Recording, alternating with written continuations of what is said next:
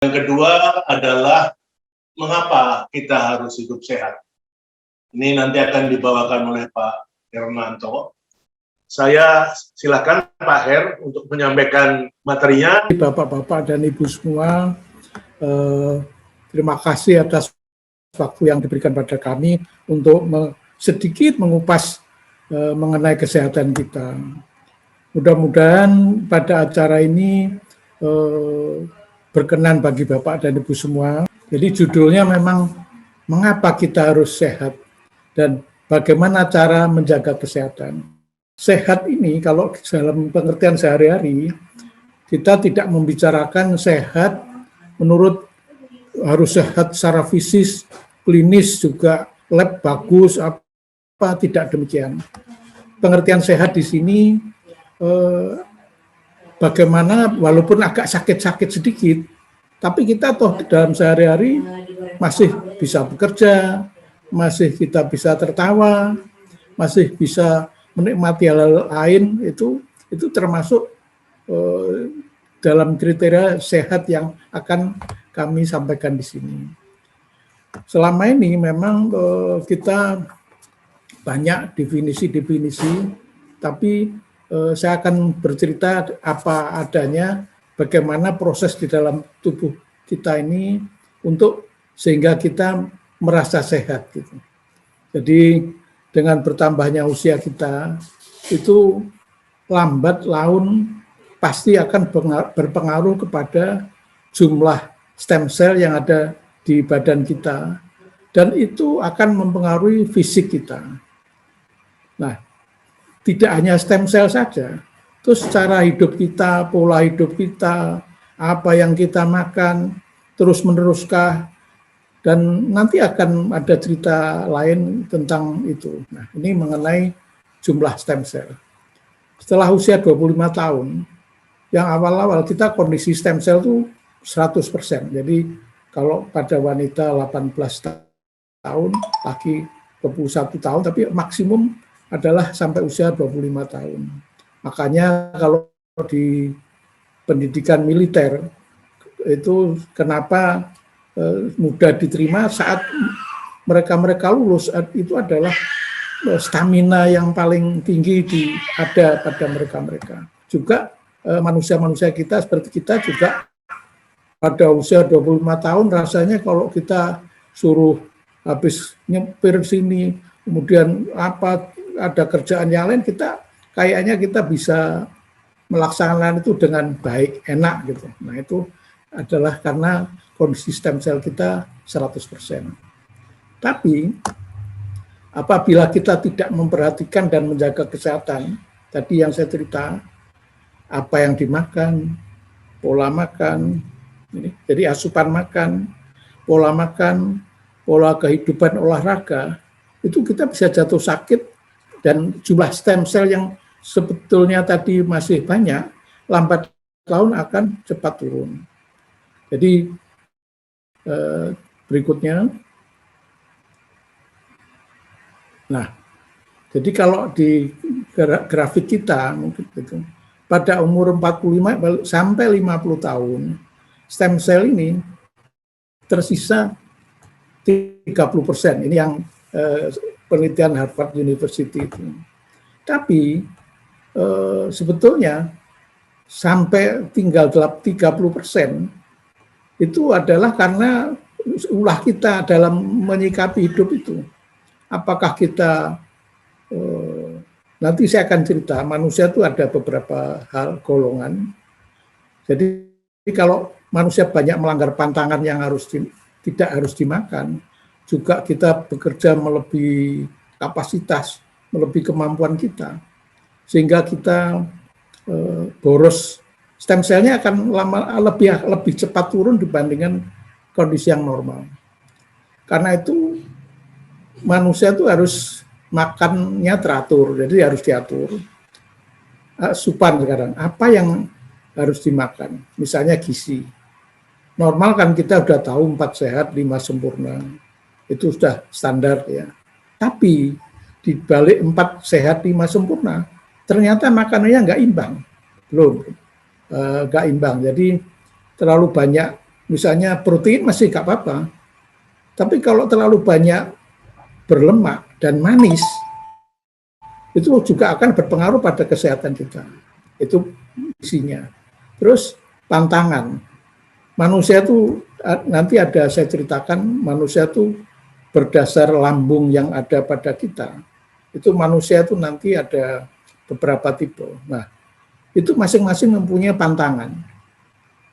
Ini pernah saya cerita yang dulu, tapi nanti akan sampai ke sana. Jadi manusia itu tetap harus ada pantangannya. Jadi tidak benar bahwa wah saya bisa makan semuanya nggak apa-apa. Betul, sekarang nggak apa-apa. Tapi nanti karena kesalahan kita pada waktu muda, itu kita akan menuai hasilnya.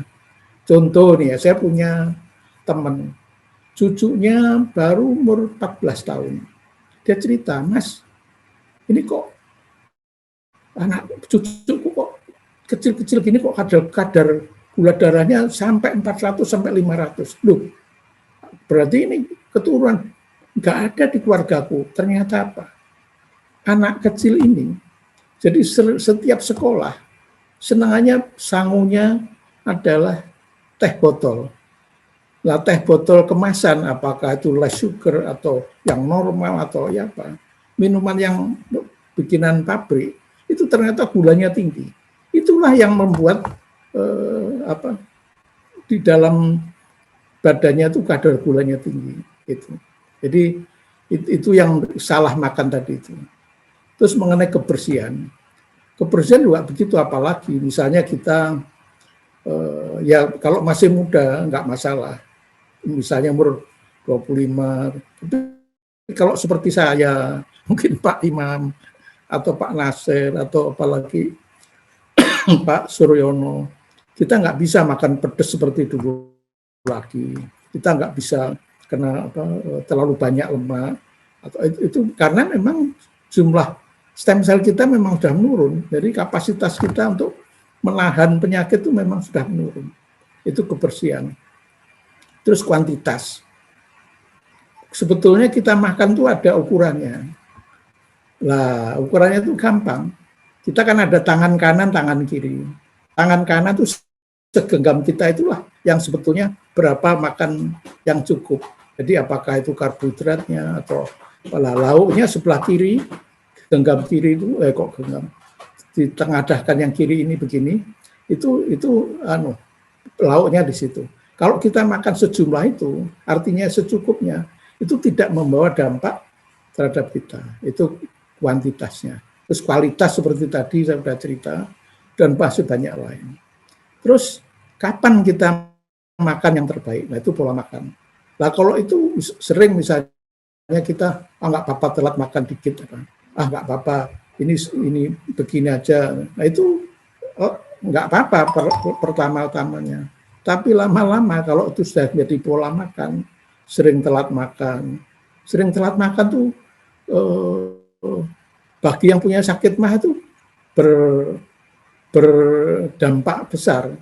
Kalau bagi yang tipe-tipe normal, terus tipe yang seperti kita besar-besar badannya Pak Cahyo, saya, Pak Imam tuh telat makan tuh kita bisa nggak enak badan begitu. Jadi itu salah satu itu. Karena itu di dalam laporan penelitian ini Harvard, makin cepat kita mendapat tekanan dari luar tentang makanan, cara makan yang keliru dan lain, itu makin cepat badan kita mengenal obat-obatan seperti yang di ini. Jadi seharusnya umur 50-60 kita masih baru berkenalan dengan obat dokter, ini bisa lebih cepat. Gitu. Nah kita kan sudah tahu dengan ilmu purtir kita, kalau kita minum purtir yaitu ada regenerasi sel sehingga stem cell yang ada di badan bisa kita geser ke kanan, kita naikkan sehingga kita merasa segar kembali. Kemudian berikutnya, nah ini, jadi kenapa saya cerita demikian? Kalau kita lebih cepat tadi, jadi makan yang keliru, apa yang dimakan salah, terus kemudian kita juga sembarangan makan, ini akan kita jangan akan menuai seperti penyakit seperti ini. Jadi yang jelas gampang kena diabetes, kemudian ginjalnya. Kenapa ginjal? Karena apa yang kita makan setelah diolah belum tentu ginjal bisa membuang racun yang ada di badan kita. Terus juga bisa sakit jantung. Kenapa sakit jantung? Karena di dalam darah, karena makanan yang tidak benar tadi membuat darah kita menjadi lebih kental. Contoh, misalnya kita makan terlalu banyak lemak, terus kemudian kadang terlalu banyak manis, itu kemudian di dalam badan makanan jenis ini kan dicerna oleh lambung kita. Lambung itu hanya mengolah saja, tapi sebetulnya memproses adalah setelah masuk usus halus larinya ke liver lah. Di sanalah di liver ini diantarkan zat-zat hasil olahan itu, sehingga lemak yang tinggi, kadar gula yang tinggi itu kalau terus-terusan masuk ke badan kita, darah kita kental, karena kental jadi kita kena hipertensi, tekanan darahnya tinggi. Nah, setelah tekanan darah tinggi, nah kalau kita segera sadar merubah asupan itu, ya kita bisa balik normal. Itu kalau apalagi muda. Lah kalau tua, kita lama-lama jadi lambat laun jadi hipertensi, terus tadi karena salah makan tadi bisa diabetes seperti ini 10 penyakit WHO yang dicantumkan ini. Dan khususnya kalau yang tua-tua, jadi kalau muda nggak masalah. Tapi bagi yang tua-tua ini akan seolah-olah seperti kita walaupun makan tidak melakukan apapun, tapi karena salah makan itu, maka akibatnya akan seperti ini. Jadi yang bisa sebetulnya kita sampaikan, kalau kita dalam mengalami kehidupan, kemudian usia bertambah, lambat laun, kita kalau makannya seperti yang saya cerita tadi, hidupnya seperti yang saya ceritakan tadi, maka pada saat tuanya itu akan mengalami mengalami perubahan fisiknya yang akhirnya ini kita terkena penyakit degeneratif seperti hipertensi, diabetes, penyakit jantung koroner, stroke, penyakit pernapasan.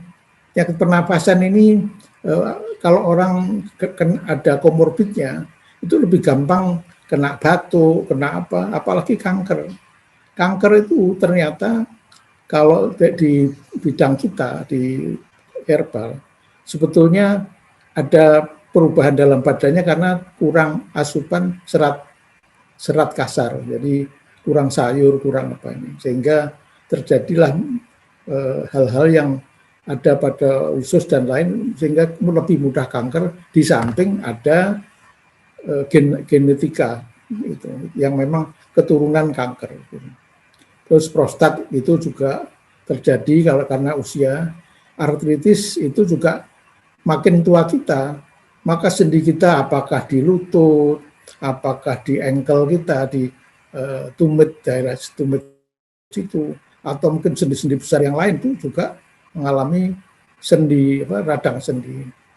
Terus osteoporosis itu keropok tulang karena biasanya dialami oleh ibu-ibu karena persalinan. Jadi karena dulu waktu masih hamil kurang asupan kalsiumnya, sehingga makin tua juga kenapa gigi lebih mudah keropok sebetulnya adalah karena dulu-dulunya ibu-ibu ini lebih gampang karena kalsiumnya dipakai untuk ke baby itu, makanya dokter selalu ngasih kalsium. Nah kalau bapak-bapak ya karena usia, kalau kita kan ada kepercayaan, wah saya giginya kalah dulu, wah saya ubannya kalah dulu, ya sebetulnya itu adalah ungkapan akhirnya bahwa memang itu tandanya kita tua.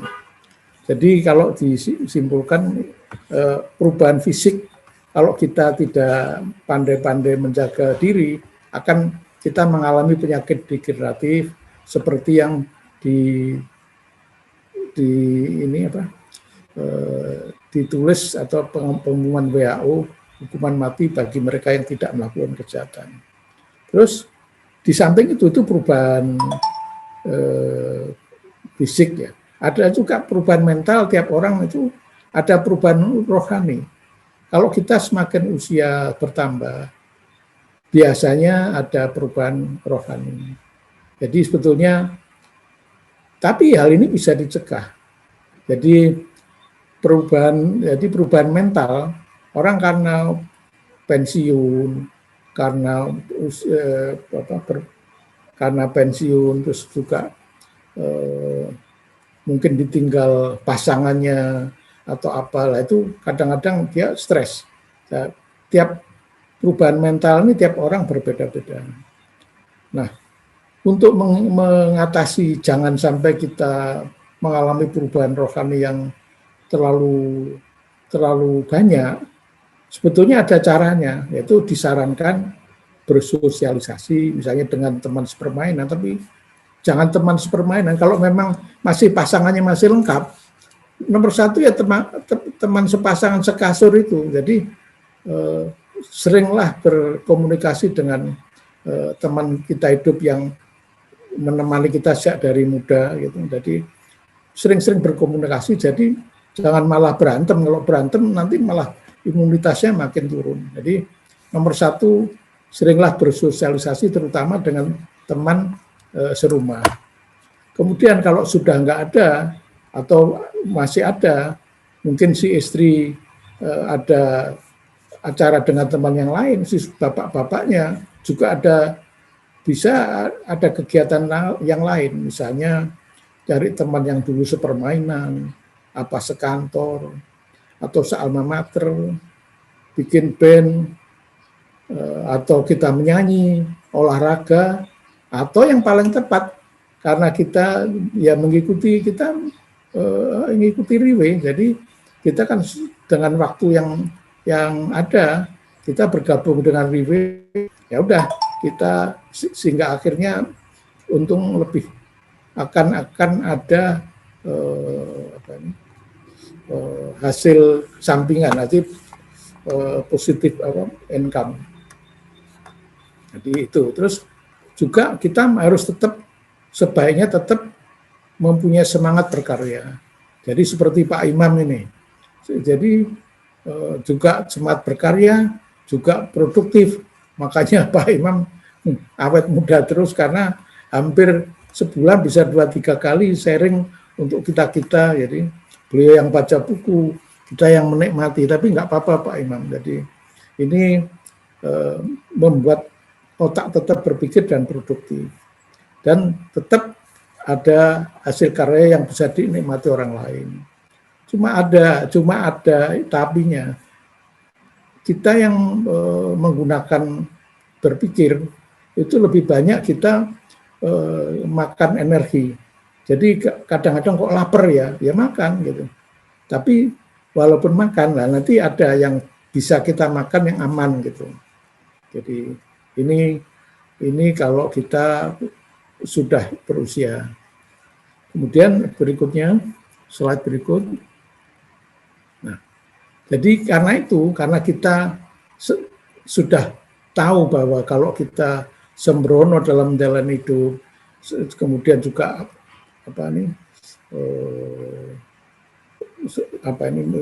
asal-asalan. Jadi makanya sebaiknya kita mengenal diri kita sehingga kita dapat menjaga tubuh sehingga agar tetap sehat dan bugar. Jadi sehat-sehat yang seperti saya cerita tadi, jadi tidak sehat secara fisik ya sehat, tapi klinis enggak harus labnya harus bagus enggak, tapi yang penting tetap sehat, bisa menjalankan aktivitas, bisa menjalankan riwe atau ini, juga bisa tetap bugar dengan yang lain. Kemudian next slide berikutnya. Nah, sebetulnya untuk menjaga kesehatan itu, untuk mengenal diri kita ini ada caranya agar itu, sehingga kita ada dasar ilmunya, yaitu manusia itu mempunyai tabiat, cara makan, mempunyai sifat-sifat hidup, mempunyai kebiasaan, itu sebetulnya tergantung dari jenis lambung ini. Nah, lambung manusia itu ada 3, lambung tipis, lambung normal, dan lambung tebal. Lambung tipis ini itu lambung tipis ini, jadi kita melangkah lagi ke slide berikutnya. Nah ini untuk menentukan jenis lambung itu sebetulnya kita lihat dari bibir, gitu. Bukan bibir kalau bibirnya merah itu enggak, tapi ini tebal tipisnya bibir. Yang menentukan itu adalah bibir bawah. Jadi kalau lambung tipis itu bibir bawahnya lebih tipis, bibir atasnya lebih tebal. Kalau yang normal itu bibir atas sama bibir bawah itu tebalnya mirip sama. Nah, terus kalau lambung tebal itu bibir atasnya, jadi bibir bawahnya lebih tebal, bibir atasnya tipis. Jadi bukan merah, bukan. Jadi ini sensual bukan. Jadi kita lihat itu. Tapi di samping bibir, nah ini itu bisa dilihat dari kelingking juga. Bibir itu, lambung itu ada kaitan sama kelingking. Jadi 5 jari ini ada artinya. Ini adalah untuk melihat lambung, melihat kelingking. Yang ini itu untuk melihat ginjal. Yang tengah ini untuk melihat paru-paru, yang telunjuk itu jantungnya, yang ibu jari ini adalah levernya. Jadi setiap apa yang ada di manusia itu Tuhan sudah memberikan kepada kita ilmu bahwa kita bisa melihat apa yang ada di dalaman organ-organ kita. Terus balik kita ke atas. Nah, tumit ini yang lebih pas lagi. Jadi dilihat antara bibir bagaimana, kelingking bagaimana, dan tumit gimana. Kalau tumit, jadi tumit itu yang belakang setelah ada kalau bahasa Jawa kan ada tulang 2 kiri kanan itu, terus bawahnya yang tumit belakang itu. Kalau tumitnya bibir lambung tipis, tumitnya tipis, tidak setebal. Nah, kalau tipis, kalau lambung yang normal ya normal, jadi imbang antara betis sama tumitnya. Jadi dilihat sana. Terus kalau lambung tebal itu tumitnya tebal. Makanya Bapak dan Ibu makanya kan misalnya saya disuruh menilai pasien, saya setelah lihat tensinya, saya pasti minta fotonya, apalagi yang belum kenal. Jadi saya lihat sebetulnya menilai ini semua. Cuma yang tepatnya kan kita nggak lihat, tapi paling tidak dengan tensi, dengan muka itu sudah bisa menilai. Karena apa yang ada di muka itu juga sebetulnya ada bagian-bagian yang lain yang bisa kita nilai. Tapi karena kita bicara lambung, ya kita mengenai lambung dulu. Kita balik ke atas lagi mengenai lambung tadi. Nah, ini lambung tipis tadi. Jadi lambung tipis itu bisa kita lihat dari jari kelingkingnya tipis. Kalau lencir-lencir gitu. Terus kemudian tumitnya juga tipis tidak semua. Terus bibir bawahnya juga tipis itu. Oh, ini jenis lambung tipis. Lah lambung tipis ini agak ciri-cirinya apa? Di samping fisiknya tadi, makannya jadi susah gitu. Dia kalau ditawari makan, ayo makan, ntar aku nanti aja lah makan dulu. Senangannya ngemil. Itu lambung tipis. Nah, padahal orang ngemil itu dengan makan yang normal itu beda.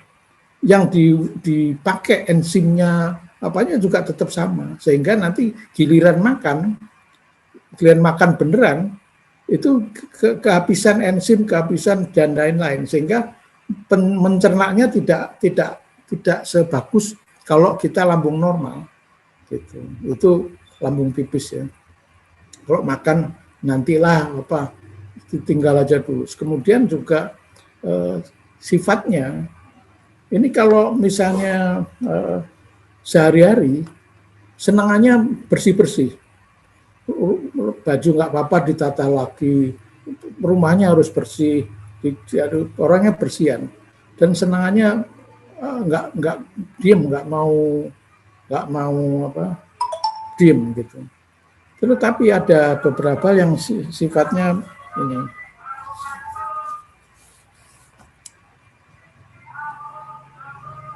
Ya, itu makannya ya. Sifatnya itu lebih gampang kalau apa ini? Oh, nanti di volume baik. Jadi sifatnya lebih gampang apa ini? Kalau ada apa-apa sedikit itu lebih tidak gampang, agak gampang atau ada sesuatu itu lebih banyak dipikir gitu. Terus penyakitnya juga beda. Lambung tipis itu pada waktu kecil seringnya dulu banyakkan pilek, terus gampang anget, terus kemudian banyak sakit mahnya ini orang lambung tipis nih. Jadi karena sering telat makan sering ini, maka lebih gampang kena sakit mah, dan juga kalau terus-terusan begini maka akan kena GERD itu, kan gitu. Jadi terus apa ini? Itulah penyakitnya. Nah, kalau sudah sakit, tentunya sudah tahu ini ya harus agak sering makan gitu. Itu lambung tipis. Terus kemudian lambung normal. Lambung normal ini karena apa? Normal itu ya untung yang diciptakan dengan lambung normal. Ternyata gampang sakit. Orang lambung normal itu tidak gampang sakit, jadi sakitnya cuma masuk angin. Kalau telat makan, ya paling masuk angin saja. Kemudian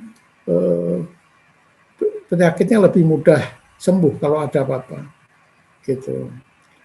Dan tapi kemudian ini normal ya. Terus yang berikutnya, nah, lambung tebal. Lambung tebal itu bibir bawahnya tebal, atasnya tipis. Nah ini karena lambung tebal, jadi lambungnya banyak apa ini dagingnya, jadi dia lebih gampang mencerna. Jadi apapun yang dimakan, lebih makan gampang. Kalau makan lahap, kelihatan lahap, dan fisiknya pun juga beda. Orang lambung tebal ini badannya banyak lebih gemuk, lebih keker. Itu dari badannya. Kalau lambung normal, badannya normal-normal. Kalau lambung tipis, rata-rata kebanyakan lencir kalau bahasa Jawanya. Jadi gampang ditebak dari situ. Terus lambung tebal ini dia gampang sekali makan. Apa saja dilahap. Terus penyakitnya juga banyak karena semua dimakan. Nah, tapi lambung tebal ini kalau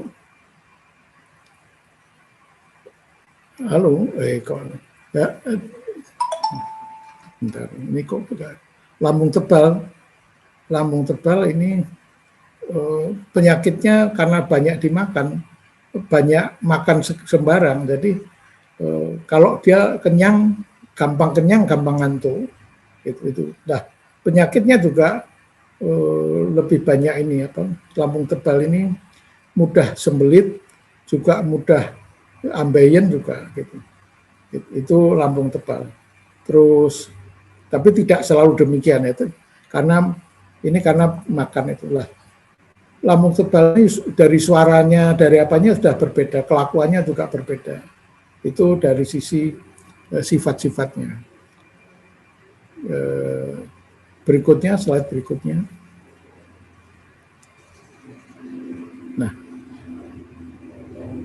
tadi dari bibir, tumit sudah. Nah, dari ketiga tipe tersebut bisa kita mengetahui nah sifat-sifat manusianya tadi saya sudah ceritakan. Mungkin saya ulang kalau sifat lambung tipis, nah itu. Lambung tipis sifat manusia kan seperti tadi yang saya cerita. Nah, jenis penyakit itu yang diderita dan komplikasinya berbeda. Karena lambung tipis kalau makan agak susah, maka penyakitnya adalah MAH itu yang tersering MAH. Terus kemudian juga GERD itu juga salah satu penyakitnya. Bahkan waktu masih kecil ditandai lebih gampang sakit panas, sering pilek, atau panas baik sendiri gitu.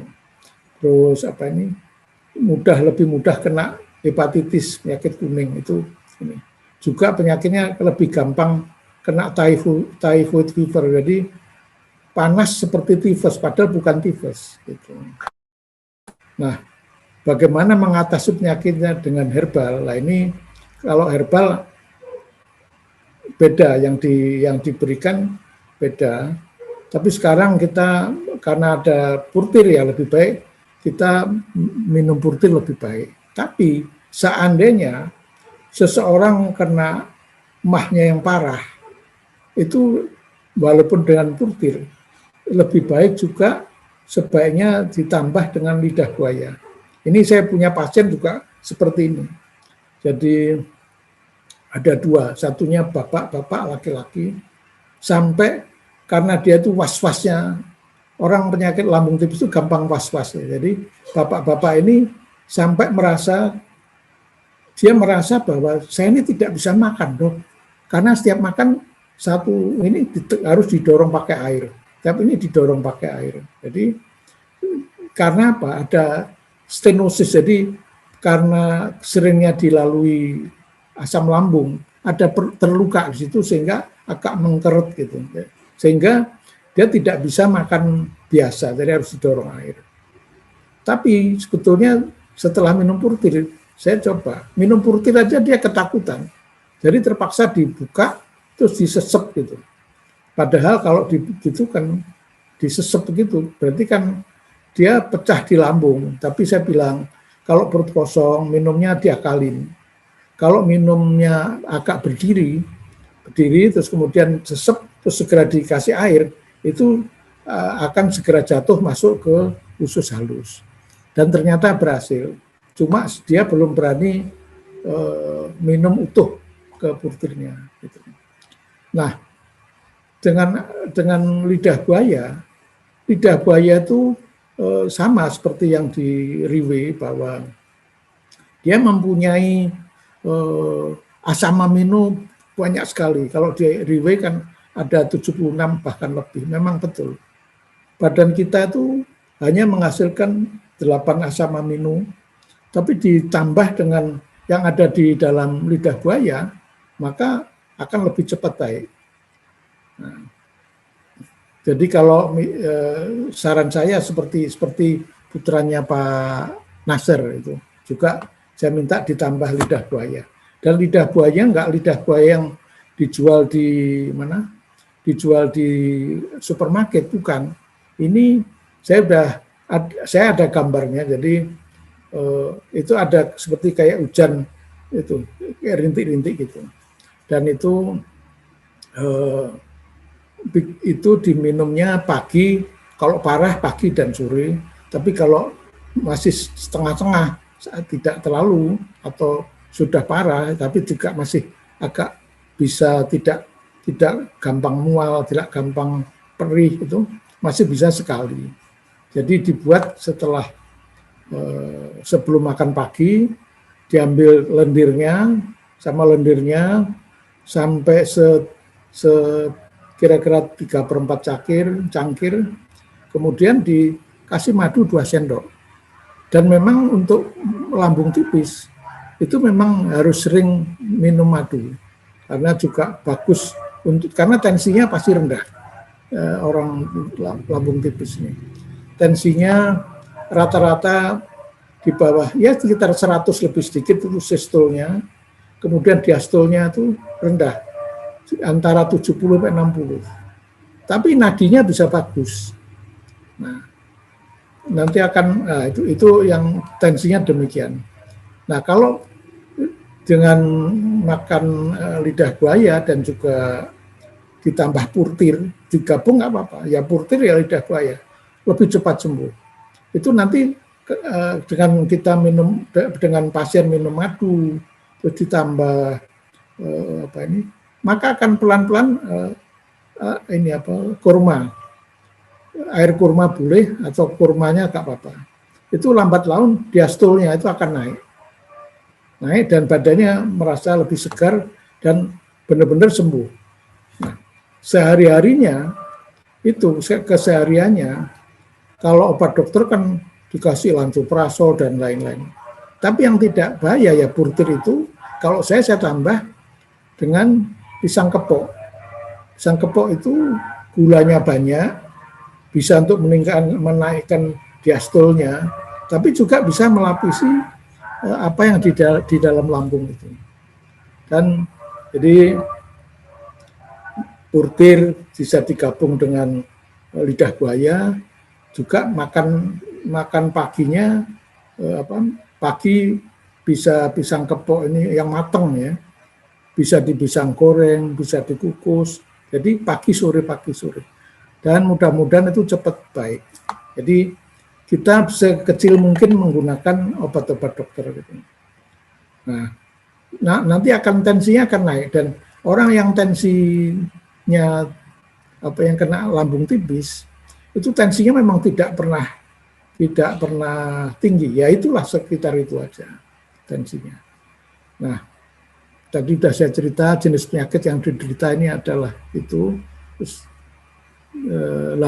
sekarang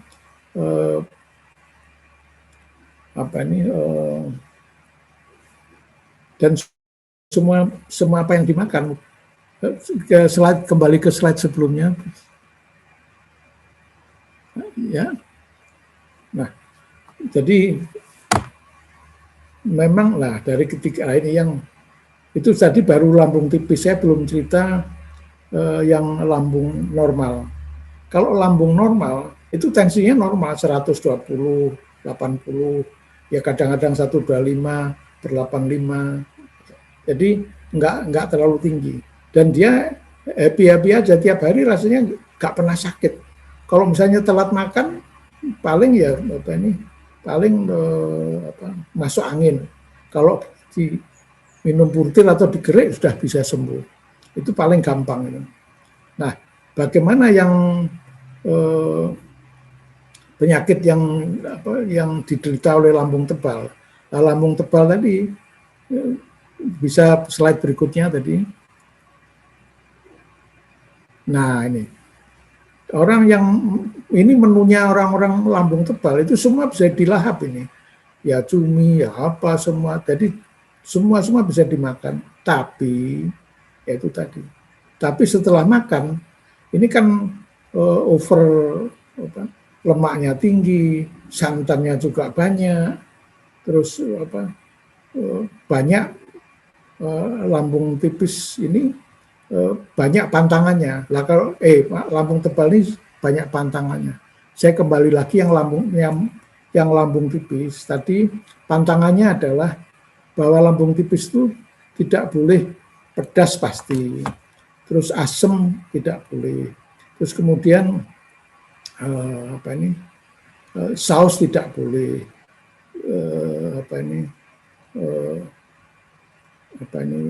Makan yang jadi pedas, saus, kemudian asam, terus coklat tidak, jangan itu ya. Nah, kemudian untuk yang normal itu tidak ada pantangan. Untuk yang lambung tebal itu karena pantangannya, karena makanannya semua dimakan, maka penyakitnya banyak. Terutama karena ini, jadi gampang dia kena hipertensi. Kalau apalagi makannya seperti ini, itu juga lama-lama kalau hipertensi karena begitu ini, maka ini akan mudah terkena akhirnya kena diabetes tipe 2. Kalau diabetes tipe 2, maka ya harus di samping minum obat, minum purtir, juga tetap harus mengatur makanannya, jangan sampai kita mengulang-ulang seperti itu lagi. Nah, jadi kalau ini apabila manusia salah makan, apakah pedas, terkontaminasi kuman atau bakteri, itu reaksi pertamanya adalah pada lambung. Nah, jadi itu yang lambung tebal. Lambung tebal itu penyakitnya itu tadi diabetes, kemudian juga bisa kolesterol tinggi dan lain-lain. Kalau makan terus-menerus seperti itu, maka yang jadi masalah adalah livernya. Yang liver kena, lama-lama terkena ginjalnya gitu. Jadi seperti ini, hidup itu adalah hulunya lambung, muaranya liver. Artinya, apabila yang kita makan bermasalah, awal-awal yang terkena itu adalah lambung. Nah, muaranya liver. Kalau terus-terusan kita makan seperti itu, lama-lama liver yang terkena. Itu makanya hulunya lambung, muaranya liver. Jadi awal yang kita makan tidak benar, reaksinya pada lambung, tapi akibatnya nanti karena liver. Seperti Bapak Ibu ketahui bahwa liver itu fungsinya, kalau aliran naturopati, liver itu fungsinya sampai 500 macam. Jadi dia juga membuat imunitas, juga membuat darah ada putih, ada merah, juga macam-macam, juga memilah racun, juga mencerna lemak, juga dan lain. Jadi hasil metabolisme dia yang memproses itu semua. Nah, apabila secara terus-menerus kita sudah tahu seperti itu dan melanggar hal yang akan menimbulkan sakit, akhirnya kita yang terkena adalah livernya. Nah, kemudian berikutnya,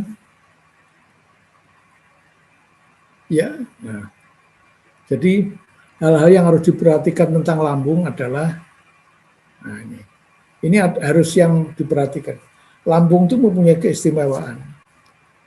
Kondisi lambung itu normal, lambung itu isinya adalah sepertiga padat, sepertiga cair, dan sepertiga udara. Itu normalnya itu. Jadi kalau berubah aturannya di situ, maka badan kita jadi nggak enak. Contoh, orang yang telat makan, berarti telat makan kan volume udaranya lebih banyak, karena telat makan, karena minum dulu aja. Jadi padatnya kurang, yang banyak adalah udara sama cairannya, sehingga kita kayak masuk angin gitu. Nah, karena itu kalau kita sudah mengalami seperti ini, cara mengatasinya paling ini masuk angin kalau begini. Cara mengatasinya adalah kita sebelum makan itu minum teh panas manis. Dengan teh panas manis, maka udara yang ada di lambung itu akan keluar.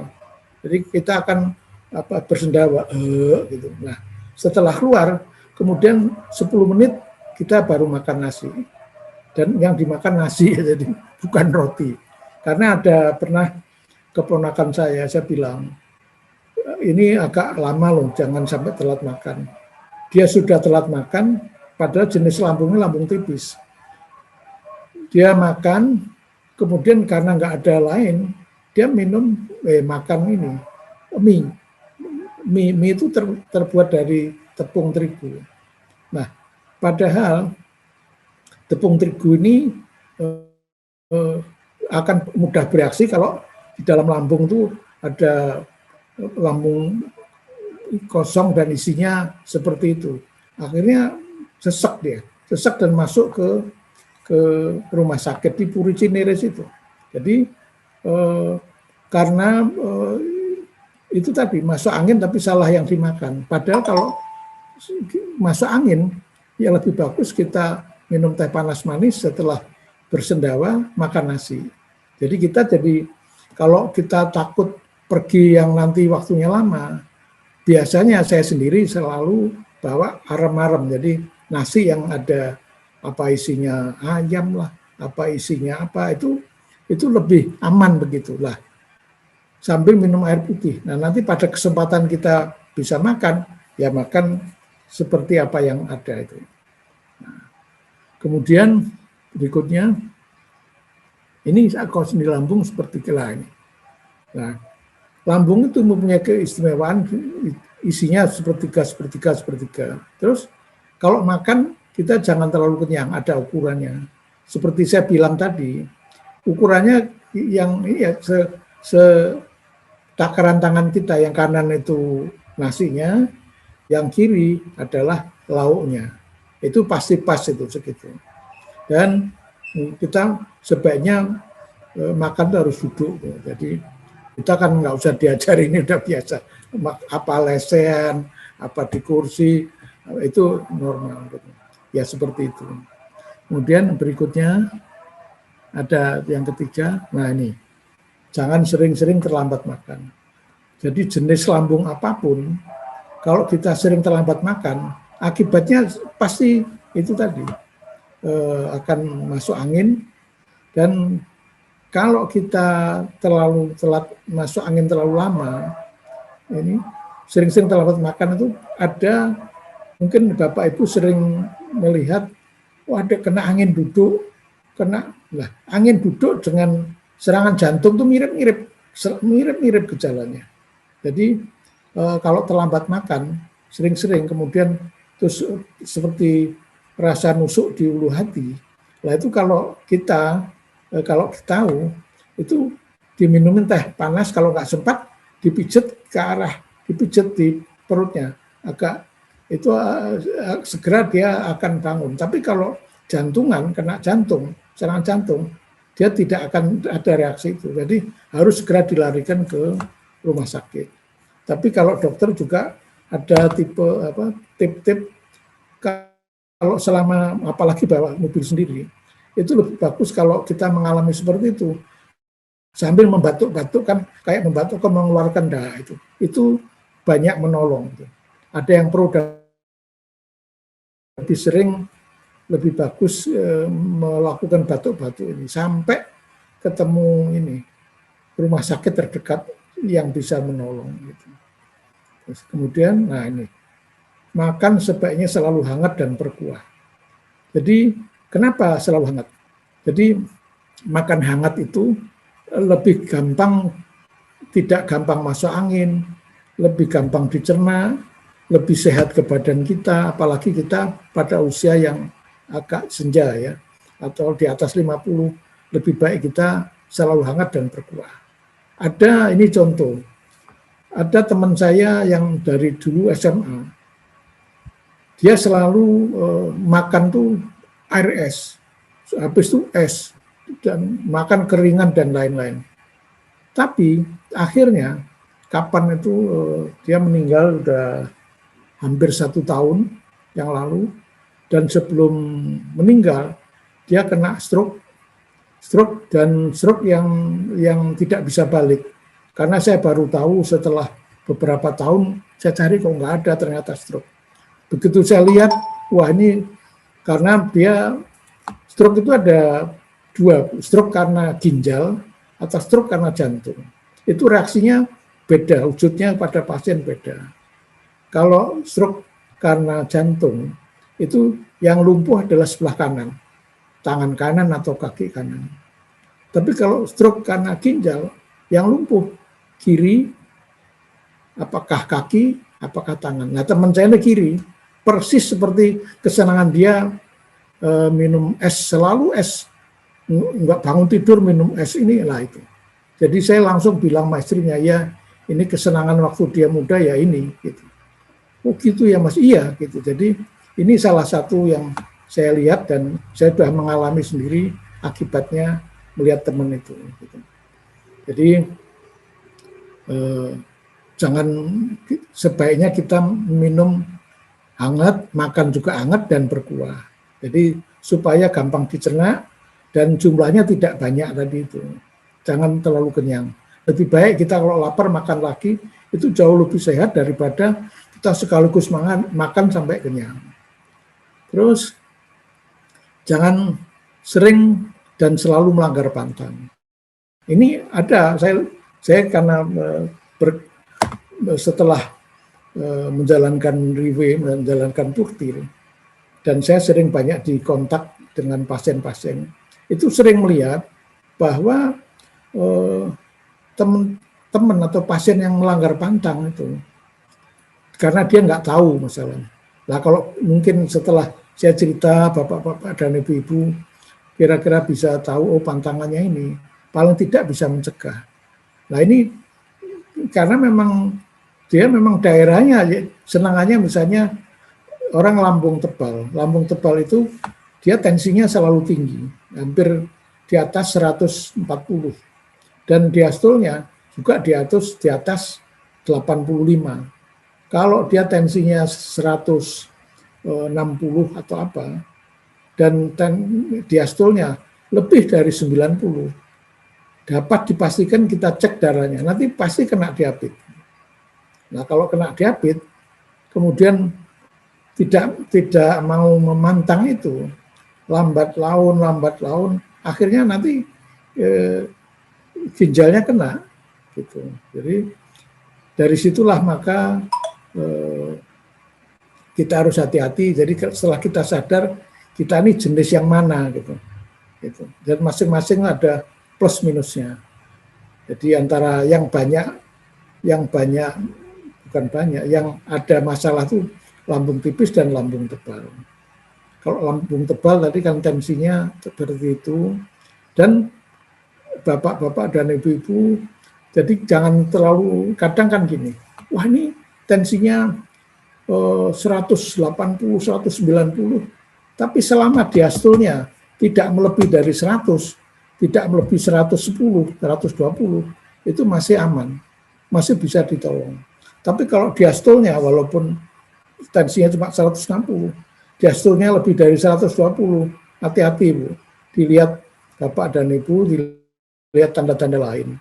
Jangan-jangan kalau tidak segera dibawa ke rumah sakit, itu juga nggak tertolong. Jadi banyak hal yang memang kita bisa melihat apa yang bakal terjadi. Jadi jangan sering dan selalu melanggar pantang. Juga gini, contohnya untuk nah ini, jadi memang sekali-kali boleh. Itu guru saya Pak Sudarso. Pak Sudarso ini kakaknya Pak Wardiman Joyonegoro yang dulu pernah jadi Menteri PDK. Ini ahli internis. Beliau juga bilang sekali-kali boleh nggak apa-apa karena kepingin, tapi jangan sering dan selalu. Kalau selalu kan memang sengaja. Nah, kalau beliau kan kalau sudah kadung makan ya dinikmati aja, tapi jangan banyak-banyak gitu. Itu memang saya menikmati itu. Jadi akhirnya memang manusia sehat itu enak jadi manusia sehat. Terus kemudian, nah manusia sehat ini bisa sehat itu sebetulnya ada beberapa hal yang mempengaruhi, yaitu mengenai oksigen, volume darah, dan hemoglobin. Ini sambil sekarang mengenai oksigen. Oksigen itu jadi oksigen itu penting. Misalnya ada kecelakaan atau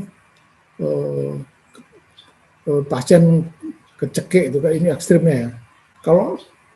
Kalau tidak segera ditolong, kan akhirnya ya orang nggak dapat oksigen, akhirnya kan pasti pingsan dulu, pingsan lama nggak ada yang nolong ya meninggal. Nah, tapi itu kan ekstrim. Lah oksigen ini dalam kehidupan sehari-hari itu sangat penting karena dibutuhkan semua makhluk hidup. Dan oksigen ini sangat berpengaruh berpengaruh pada fungsi paru-paru, lambung, dan ginjal. Jadi orang yang kurang oksigen itu yang terkena ya paru-parunya otomatis, karena dia harus napasnya, dia harus menarik napas untuk memenuhi kebutuhan si pasien ini.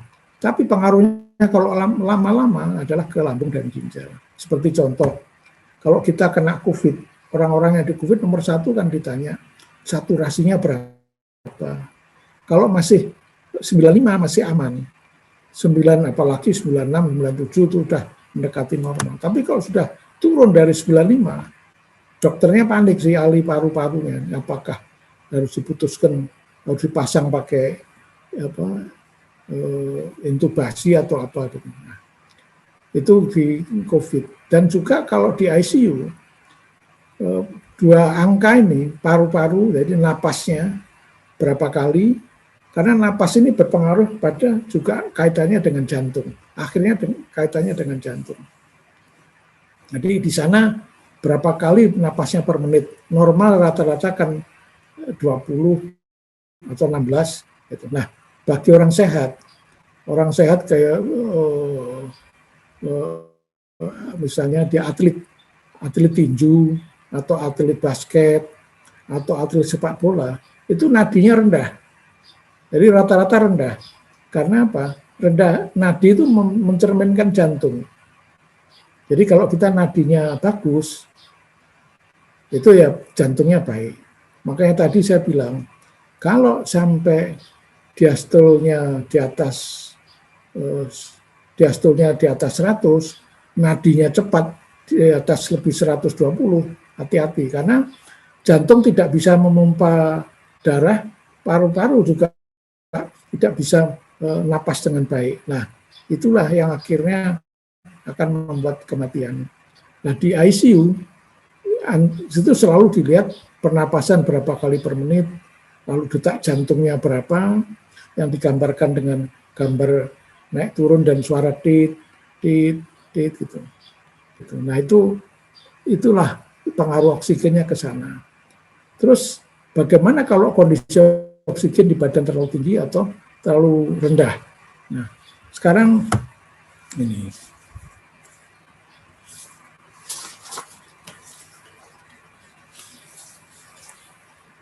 Nah, ini kalau oksigen ini sangat penting dibutuhkan, nah, betul. Nah, kalau sekarang keadaan di luar, kondisi oksigen di alam luar, di lingkungan kita sangat tinggi. Kayak sekarang ini, cuaca Jakarta atau mungkin se-Indonesia, ini kan hujan, kalau siang panas gak ketulungan, kalau malam hujan. Lah, panas yang demikian ini, sebetulnya keadaan panas itu kan menguap. Jadi oksigen di daerah manusia hidup ini kurang. Lah, rasanya jadi napas nggak enak. Solusinya gampang, Pak. Jadi kalau sampai demikian, kita keringetan, napas nggak enak, itu gampang. Kita beli kelapa hijau. Kelapa hijau kan di mana-mana banyak. Kelapa hijau yang cengkir. Kelapa hijau cengkir itu mengandung banyak oksigen. Jadi kalau kita minum itu lebih segar, gampang segar. Dari kekurangan oksigen di luar ini bisa disuplai dari kelapa hijau. Nah, kelapa hijau ini juga ada khususnya kelapa hijau yang cengkir dan tidak ada dagingnya di dalamnya. Nah, itu kadar oksigennya lebih banyak. Jadi setelah dipapas, kita langsung sedot langsung pakai straw, pakai sedotan itu. Jadi jangan dituang di gelas. Beda anunya, khasiatnya beda. Itu oksigen. Nah, terus juga jenis-jenis pekerjaan dari orang yang kurang oksigen, misalnya bekerja di pabrik kimia, pabrik cat atau tukang cat mobil dan lain-lain, itu juga mempengaruhi anunya dari pabrik cat, tukang cat mobil dan lain itu akan mempengaruhi kesehatan dia. Dan rata-rata orang sakit kan paru-parunya. Lah, untuk itu kalau kita tahu begitu, itu kan orang-orang seperti ini harus diberi susu, dikasih susu dan juga jus yang untuk meningkatkan kesehatannya dia. Terus kalau ini sekarang bila ada masalah kelebihan atau kurang oksigen, nah, kalau saat ini kita kurang oksigen itu ya, rasanya jadi kalau kita kurang oksigen kita lebih emosional dan gampang lupa, Pak. Bapak Ibu, jadi orang-orang yang kurang oksigen saat ini, kok aku emosional gampang lupa, udah itu minum air kelapa aja, itu salah satu solusinya. Tapi kalau orang kelebihan oksigen seperti di Bandung, di mana di puncak, itu kan oksigennya banyak pohon dan itu bawaannya ngantuk, tenang, malah gampang ingat sesuatu gitu. Itu solusinya demikian. Terus berikutnya lah ini volume darah. Volume darah ini sangat berpengaruh pada liver. Jadi kalau di tempat kita itu ada grafiknya, manusia itu seperti segitiga begitu. Yang sumbu E itu adalah berkaitan dengan oksigen, itu yang berpengaruh adalah paru-paru, lambung dan ginjalnya. Tapi yang liver, volume darah ini khusus di liver. Ada kuadran tertentu, ada daerah tertentu yang itu menunjukkan volume darah itu pengaruhnya pada liver. Dan liver ini ketahuannya dari diastolnya. Jadi untuk orang seperti yang lambung tebal, yang dia kena diabetes, tensinya tinggi, itu livernya bermasalah karena harus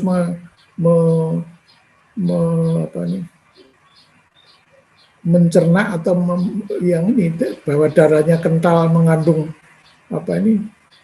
kolesterol, mengandung itu yang ditanggung liver itu. Jadi dalam darah mengandung sari makanan berupa gula darah, protein, lemak, kolesterol, enzim, hormon dan lain-lain. Itu semua yang berpengaruh adalah livernya. Ini membuat diastolnya itu tinggi atau rendah itu dari situ. Dan keluhannya kalau orang sampai livernya sudah berpengaruh seperti ini, itu memberi keluhannya pada badan. Contoh sekarang, orang yang kena diabetes itu keluar pada badan, di dalam badan kan ada organ jantung, ada paru-paru, ada liver, terus ada ginjal. Lah, orang yang kena diabetes itu keluarnya ya karena organ-organ yang di badan seperti itu tadi. Jadi kalau Bapak Ibu segera tahu tensinya tinggi, diastolnya apalagi dari situ, terus kemudian ada keluhan ginjalnya nggak enak, kita dengan gampang menebak ini livernya bermasalah. Gitu. Jadi paling tidak dengan begitu berarti kalau sampai liver bermasalah berarti prosesnya lama. Makanan atau apa asupan dan lain yang sudah sampai mengganggu liver itu artinya prosesnya lama. Nah, maka juga pengobatannya juga makan waktu. Nah, untung masih ada purtir sehingga dengan purtir ditambah obat-obatan dokter yang masih memerlukan. Misalnya ada hal yang kalau kena diabetes misalnya, itu tetap harus minum obat dokter, tapi juga boleh ditambah purtir. Jadi memang antara obat dokter dan purtir ini bisa berjalan berdampingan sehingga membuat cepat sembuh. Tapi juga harus memperhatikan jangan tidak memantang makanan yang seharusnya tidak dimakan. Kalau kita lebih pantang, lebih cepat baik. Gitu. Itu mengenai volume darah dan keluhan pada badan. Jadi itu terus belum nanti volume darah negatif belum ini. Nah ini volume darah yang negatif itu darahnya encer. Jadi volume darah negatif itu artinya volume darah tadi itu adalah volume seluruh yang ada di badan ini. Kira-kira 1/13 dari berat badan itu jumlah darah kita itu segitu. Volume darah itu adalah jumlah darahnya. Lah, darah di situ bisa normal, bisa encer, bisa kental. Yang kental tadi yang kena diabetes dan itu. Makanya orang sakit diabetes yang sudah mengganggu jantungnya dan lain-lain, itu pasti dikasih pengencer darah karena darahnya kental tadi.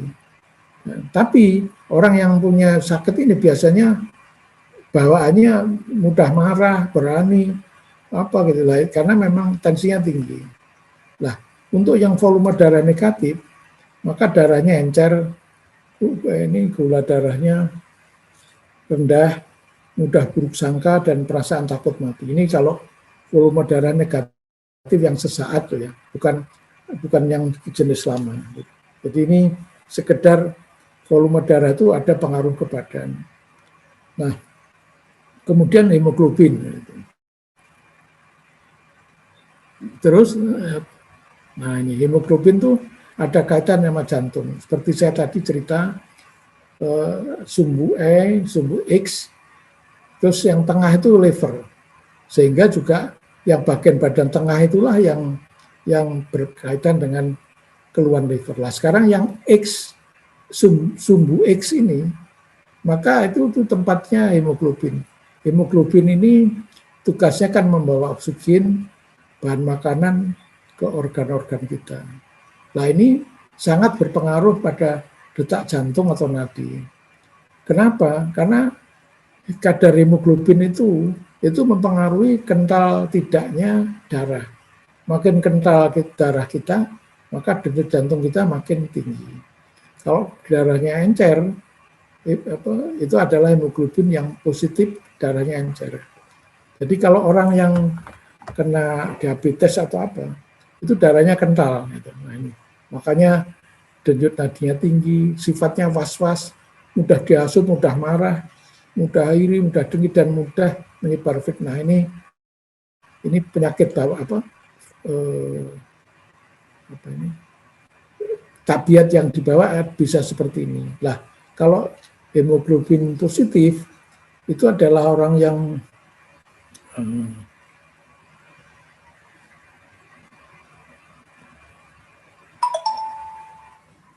jadi hemoglobin yang negatif ya. Ini kok negatif ya? Sorry. Hemoglobin ini salah. Hemoglobin negatif itu darahnya encer. Tapi hemoglobin positif itu darahnya kental. Jadi kebalik ini. Jadi kalau orang yang darahnya kental, gula di darahnya, ya. Jadi yang darahnya kental sifatnya itu tadi. Belum.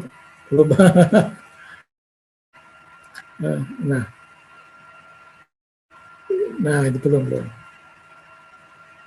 Oke. Slide berikutnya.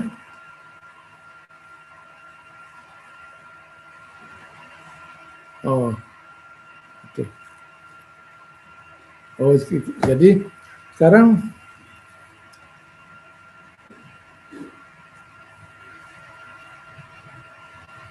hemoglobin ini saya baca yang tulisan saya aja. Jadi ini slide sebelum ini. Hemoglobin itu ada kaitan dengan jantung. Hemoglobin membawa oksigen dan bahan makanan ke organ kita. Juga hemoglobin ini berpengaruh pada detak jantung. Jadi kalau hemoglobinnya rendah, maka detak jantungnya tinggi.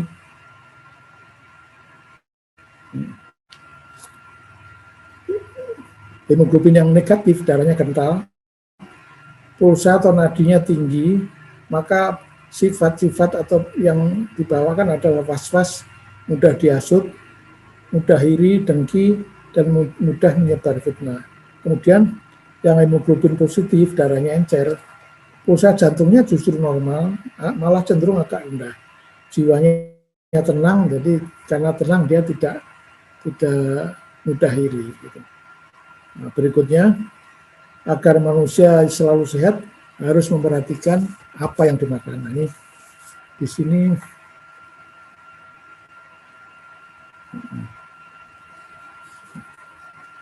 ini ketutupan gambar, jadi saya baca aja. Jadi apa yang harus dimakan? Karena kita sudah tahu dan mengenal secara garis besar tentang kondisi lambung kita, bahwa juga hulu hidup adalah lambung, sedang muaranya adalah liver. Jadi artinya hulunya hidup itu lambung. Jadi kalau kita makan salah, maka langsung kita menerima akibatnya. Tetapi kalau terus-terusan, maka muaranya di liver. Jadi secara berkepanjangan kita terus-terusan makan yang keliru, maka yang timbul penyakit awalnya adalah di livernya. Maka agar sehat sebaiknya memperhatikan apa yang dimakan. Jadi apakah yang harus dimakan? Setelah kita tahu kondisi lambung kita masing-masing, jadi jangan makan apa menjadi pantangan masing-masing jenis lambung. Seperti kalau lambung tipis itu tadi seperti jangan makan yang pedas, asam, terus kemudian apa ini ada saus, terus juga coklat itu juga jangan. Terus bagi yang lambung, jadi itu pantangan masing-masing. Kalau kepingin sedikit ya nggak apa-apa, seperti Pak Sudarso Joyonegoro tadi, itu nggak apa-apa, memang kalau kepingin ya silahkan. Dan makan minum itu harus selalu hangat, sebaiknya tidak minum es. Seperti yang tadi saya ceritakan, selalu minum es itu memberatkan pekerjaan ginjal. Karena ginjal itu adalah yang menjaga panas badan kita itu adalah ginjal. Kalau kita selalu minum dingin, maka ginjalnya yang kena, gitu. Sehingga kalau terus-terusan, makanya ginjalnya lemah, kemudian apalagi makan yang lain juga tidak bisa ditahan, maka terjadi stroke ginjal seperti teman saya tadi. Jadi yang kena ketahuannya adalah tangan maupun kaki yang kiri, itulah yang nampak. Dia dua-duanya bisa dua-duanya atau satu. Itu ketahuan bahwa itu ginjal yang bermasalah. Terus kemudian makan dan minum selalu hangat dan hindari minum es, kecuali memberatkan ginjal. Minum es itu setelah kita makan, lambung masih berproses, kemudian lebih membuat makanan yang kita makan kalau mengandung banyak lemak, maka akan menggumpal. Menggumpal juga memberatkan pencernaan itu. Gitu. Jadi lambung jenis apapun kalau kita terlambat makan, sebaiknya minum teh panas manis gitu sebelum makan. Setelah bersendawa, kita baru makan yang sesungguhnya. Terus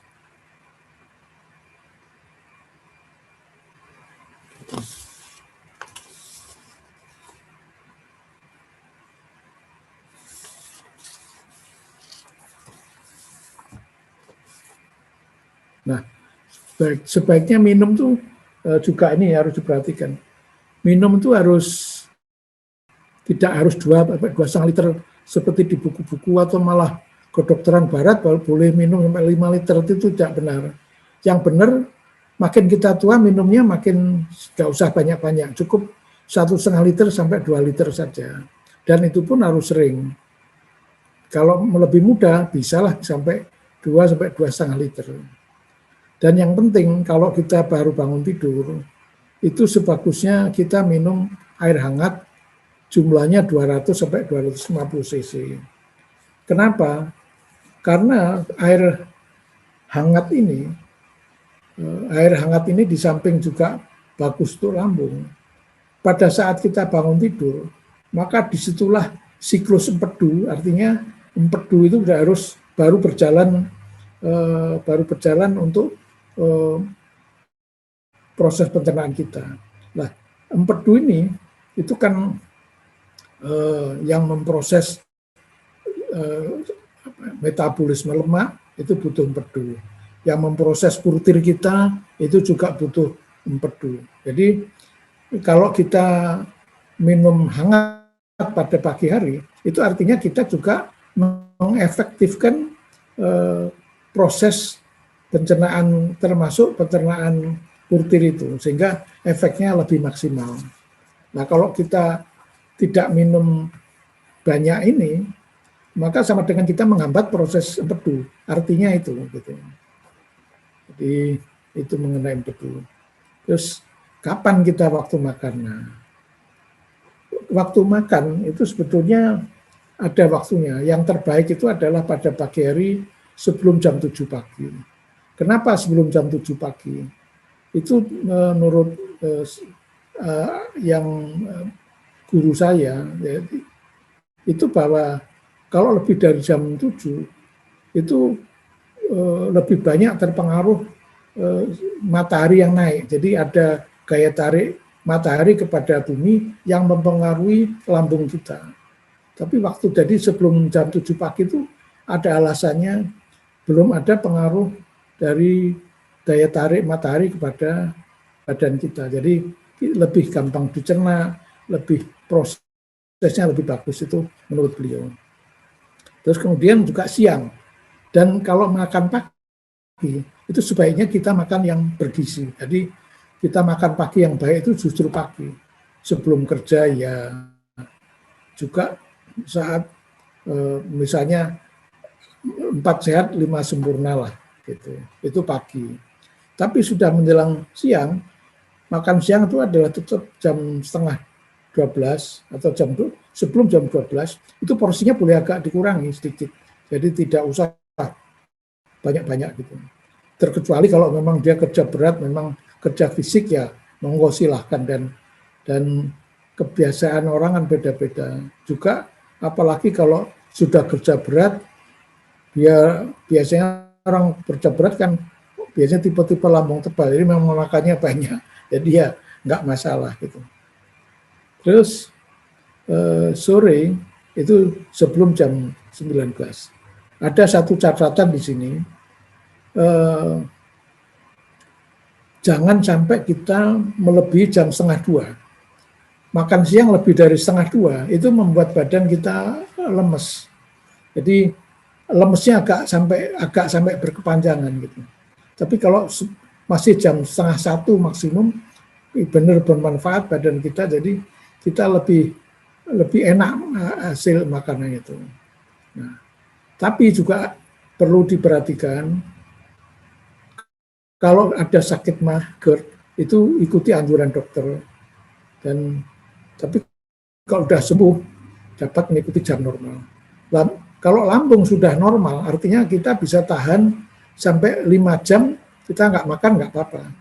Kalau masih kita dalam waktu kurang dari 5 jam kok lambung perih, itu artinya mah ada sesuatu. Ya kita makan aja, tapi porsinya tidak banyak. Gitu.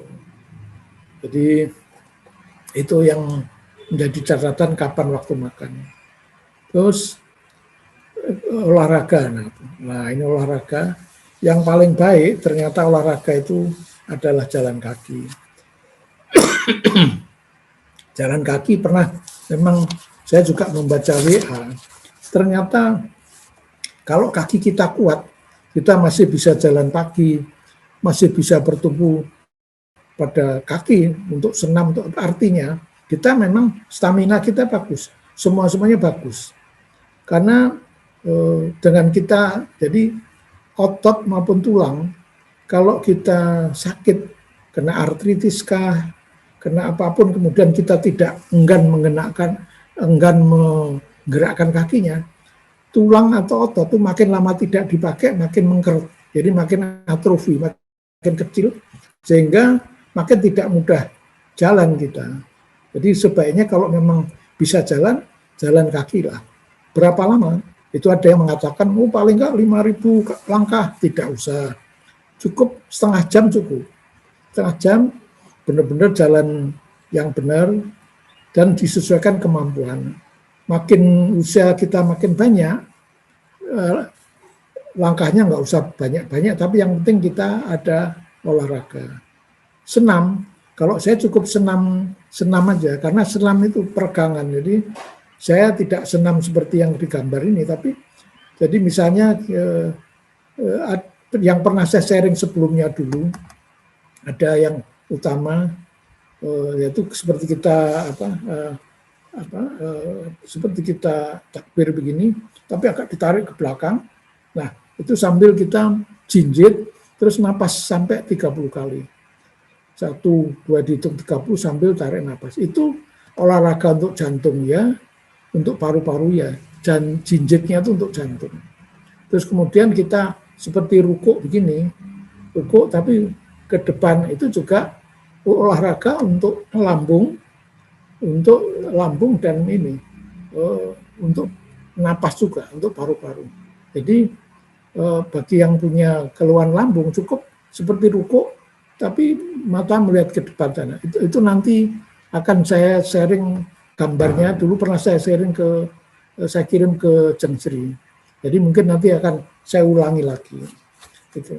Jadi makin kita kokoh kakinya, makin kuat kita paru-parunya, juga jantungnya, maka dan kita menjaga makanannya, tidak semua makanan harus dimakan, tapi ya yang sehat-sehat kita makan, ya sekali-kali melanggar nggak apa-apa.